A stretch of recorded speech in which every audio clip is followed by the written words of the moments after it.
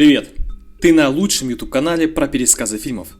И сейчас будет фильм, основанный на реальных событиях, название которого ты найдешь в описании к видео. Ну а мы начинаем.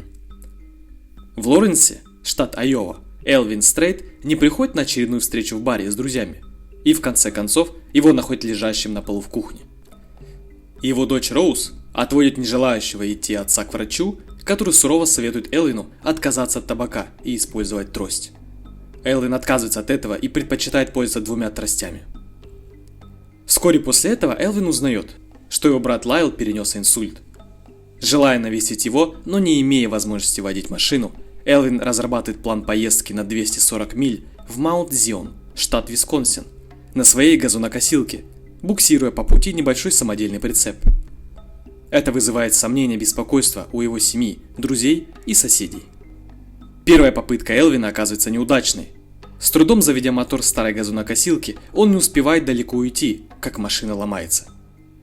Элвин договаривается о транспортировке косилки домой на грузовике с бортовой платформы, где он вымещает свое разочарование на косилке выстрелом из ружья. Позже в дилерском центре Джон Дир он покупает подержанный газонный трактор, трансмиссия которого сохранилась с 1966 года. Продавец говорит Элвину добрые слова, и его путешествие продолжается. Через какое-то время на обочине шоссе Элвин пропускает молодую женщину-автостопщицу, которая позже подходит к его костру и говорит, что не смогла его подвезти. В разговоре Элвин догадывается, что она беременна и сбежала из своего дома. Элвин рассказывает ей о важности семьи, описывая связку палок, которую трудно сломать по сравнению с одной палкой. На следующий день Элвин выходит из трейлера и обнаруживает, что она оставила ему связку палок, связанных вместе. Позже мимо него проносится огромная группа велосипедистов Рагбая. Через какое-то время он прибывает в лагерь велосипедистов, и его встречают аплодисментами. В этот же вечер он беседует с парой дружелюбных велосипедистов у костра о старости. На следующий день Элвина беспокоит проезжающие мимо него массивные грузовики.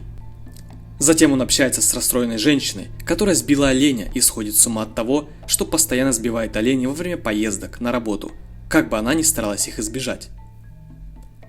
После она уезжает в слезах, а Элвин, которому стало не хватать еды, готовит и съедает оленя. Он прикрепляет рога к своему трейлеру в знак уважения к оленю и его пропитанию. Во время своего спуска с крутого холма у Элвина отказывают тормоза.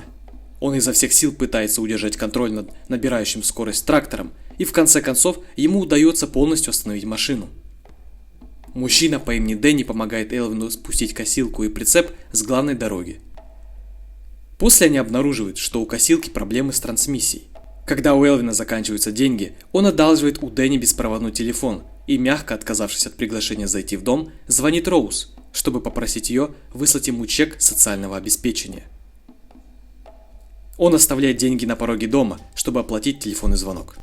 После Дэнни предлагает Элвину подвезти его до дома Лайла, но Элвин отказывается, заявляя, что предпочитает добираться своим ходом. В это время Верлин, пожилой ветеран войны, берет Элвина с собой в город, чтобы выпить. Хотя Элвин не пьет алкоголь, он заказывает стакан молока, и двое мужчин обмениваются травмирующими историями о том, как они участвовали во Второй мировой войне, сражаясь против немцев. Позже трактор Элвина чинят механики, которые являются близнецами, и постоянно ссорятся, выставляя ему непомерно высокий счет. Элвин успешно договаривается о снижении цены и объясняет свою миссию помочь брату. Близнецы, кажется, понимают, что Элвину приходится нелегко. Позже Элвин пересекает реку Миссисипи и разбивает лагерь на кладбище. Он беседует с католическим священником, который узнает имя Лайла и знает о его инсульте. Священник говорит, что Лайл не упоминал, что у него есть брат. И Элвин отвечает, что все, чего он хочет, это помириться с Лайлом после их размолвки в 10 лет. Приехав наконец в Маунт-Зион, Элвин останавливается в баре, чтобы выпить одну кружку пива, первый напиток за много лет.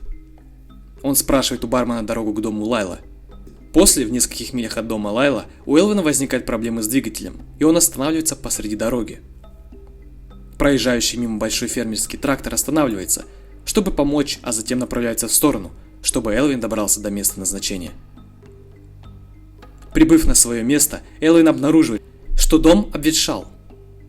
Он зовет своего брата, который появляется с помощью рамы Зиммер. Используя две трости, Элвин пробирается к двери.